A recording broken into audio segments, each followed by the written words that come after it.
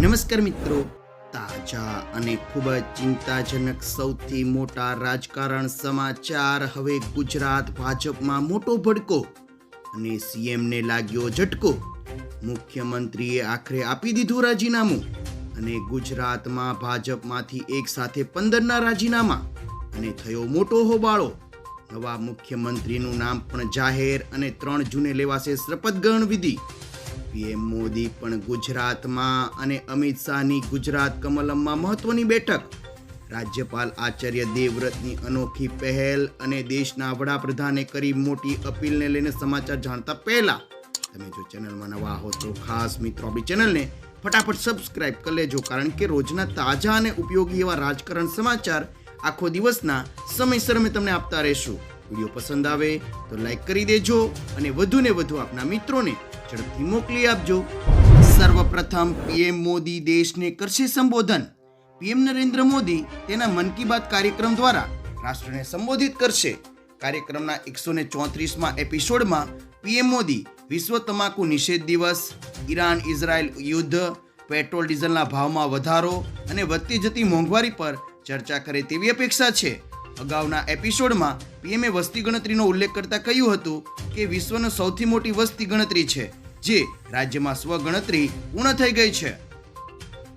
વધુમાં પ્રાપ્ત થતા સમાચાર મુજબ તમને જણાવી દે, દેશના વડાપ્રધાને કરી મોટી અપીલ. પીએમ મોદીના મન કી બાતના 134માં એપિસોડમાં વડાપ્રધાન નરેન્દ્ર મોદીએ રમતવીરોને પ્રશંસા કરી હતી. સાથે જ પીએમ મોદીએ લોકોને ગરમીથી સાવધાન રહેવું અને ગરમી દરમિયાન પુષ્કળ પાણી પીવું અને સરકારી માર્ગદર્શિકાનું પાલન કરવા માટે પણ વિનંતી કરી હતી. વધુમાં પીએમ મોદીએ ગરમી સામે રક્ષણ મેળવવા માટે કેરીના પાંદડા, લસ્સી, છાશ અને સત્તુ જેવા ભારતીય પીણાનો ઉલ્લેખ કર્યો હતો. કેન્દ્રીય ગૃહમંત્રી અમિત શાહની ગુજરાત કમલમમાં મહત્વની બેઠક. કેન્દ્રીય ગૃહમંત્રી અમિત શાહના અધ્યક્ષસ્થાને ગાંધીનગર સ્થિત પ્રદેશ રાજ્યના મુખ્ય મથક શ્રી કમલમ કાર્યાલય ખાતે એક અને અનેક વ્યૂહાત્મક બેઠક યોજાઈ રહી છે. આ બેઠકનો મુખ્ય એજન્ડા ગુજરાતમાં યોજાનારી આગામી રાજ્યસભાની ચૂંટણી છે. બેઠક માટે ગૃહમંત્રી અમિત શાહ કમલમ કાર્યાલય ખાતે પહોંચ્યા છે, જ્યાં પ્રદેશ ભાજપના ટોચના અધિકારીઓ અને પદાધિકારીઓ તેમજ પ્રમુખ નેતાઓ તેની સાથે બેઠકમાં જોડાયા છે. ત્યારબાદ ગુજરાતના રાજ્યપાલ આચાર્ય દેવવ્રતની અનોખી પહેલ. ગુજરાતના માનનીય રાજ્યપાલ આચાર્ય દેવવ્રતજીએ સાદગીનું ઉત્કૃષ્ટ ઉદાહરણ પૂરું પાડતા ગાંધીનગરથી સાબરકાંઠા જિલ્લાના કેશનગંજ ગામ સુધીની મુસાફરી એસટી બસમાં કરી હતી. તેઓ સાબરકાંઠામાં યોજાનાર 2 દિવસીય ગ્રામ કલ્યાણ કાર્યક્રમમાં સહભાગી થવા જઈ રહ્યા હતા. આ સફર દરમિયાન રાજ્યપાલે પ્રોટોકોલ બાજુ મૂકીને સામાન્ય નાગરિકોની જેમ બસમાં પ્રવાસ કર્યો હતો અને અનોખી પહેલ દર્શાવી છે. આગળના મહત્વના રાજકારણ સમાચાર અને કોંગ્રેસની બેઠકમાં થયો મોટો હોબાળો. મહેસાણામાં કોંગ્રેસની સમીક્ષા બેઠકમાં હોબાળો મચ્યો છે. બેઠકમાં ઇન્ટેલિજન્સ બ્યુરો એટલે કે આઈબીના કર્મચારીઓ ઘૂસી આવ્યા હોવાનો આરોપ લાગ્યો છે. જ્યારે આઈબી કર્મચારીઓ વિડીયો ઉતારતા હોવાનું જોતા અમિત ચાવડા અને જગદીશ ઠાકોર સહિતના કોંગ્રેસ નેતાઓ ભડકી ઉઠ્યા હતા. નેતાઓએ પૂછ્યું કે ખાનગી બેઠકમાં તેઓ કેવી રીતે પ્રવેશ્યા અને વિડીયો કેમ ઉતાર્યો. તેઓ વિડીયો તરત જ ડિલીટ કરવા માટેની માંગણી પણ કરી હતી. હવે મુખ્યમંત્રીને લાગ્યો મોટો ઝટકો. પશ્ચિમ બંગાળમાં મમતા બેનર્જીના નિવાસસ્થાને યોજાનારી ટીએમસી ધારાસભ્યની મહત્વની બેઠક રદ કરવી પડી છે, કારણ કે 80માંથી 60 જેટલા ધારાસભ્યો ગેરહાજર રહ્યા હતા. પક્ષના પ્રવક્તા કુણાલ ઘોષે જણાવ્યું કે અભિષેક બેનર્જી અને કલ્યાણ બેનર્જી પર થયેલા હુમલા બાદ ધારાસભ્યો ગ્રાઉન્ડ લેવલ પર પ્રદર્શન વ્યસ્ત હોવાથી આવી શક્યા ન હતા. ટૂંક સમયમાં જ આગામી 9 તારીખે આ બેઠક ફરીથી યોજવામાં આવશે. ગુજરાત રાજકારણમાંથી આવ્યા સૌથી મોટા ચિંતાજનક સમાચાર અને ભાજપમાં થયો ભડકો. સાબરકાંઠાના પ્રાંતિજમાં ભાજપ શાસિત નગરપાલિકામાં આંતરિક વિખવાદ સપાટી પર આવ્યો છે.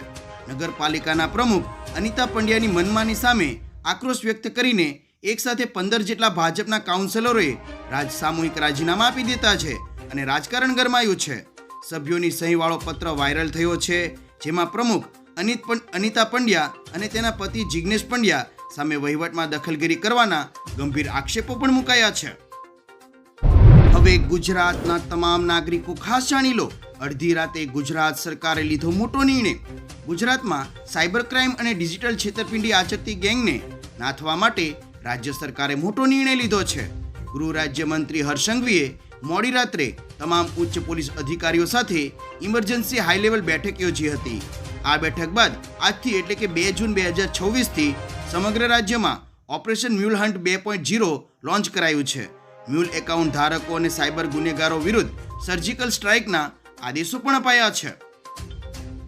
આગળના મોટા રાજકારણ સમાચાર પર એક નજર કરીએ મિત્રો, તો ભાજપમાં થયો મોટો બળવો અને એક સાથે 15ના રાજીનામા.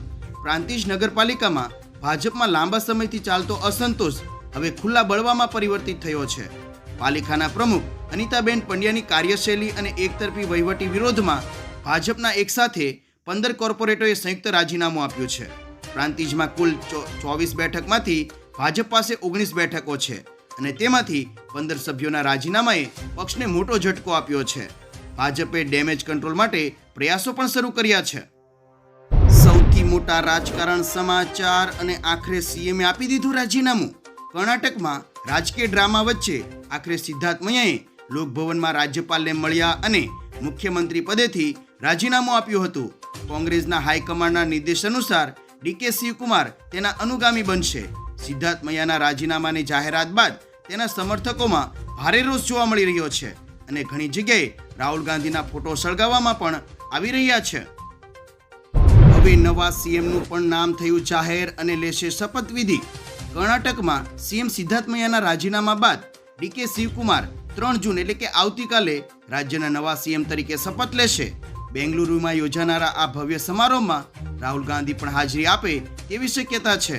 ત્યારબાદ રાહુલ ગાંધી 4 અને 5 જૂને ઉત્તરાખંડના પ્રવાસે જશે, જ્યાં તેઓ અલ્મોરામામાં જાહેર સભાને સંબોધન કરશે.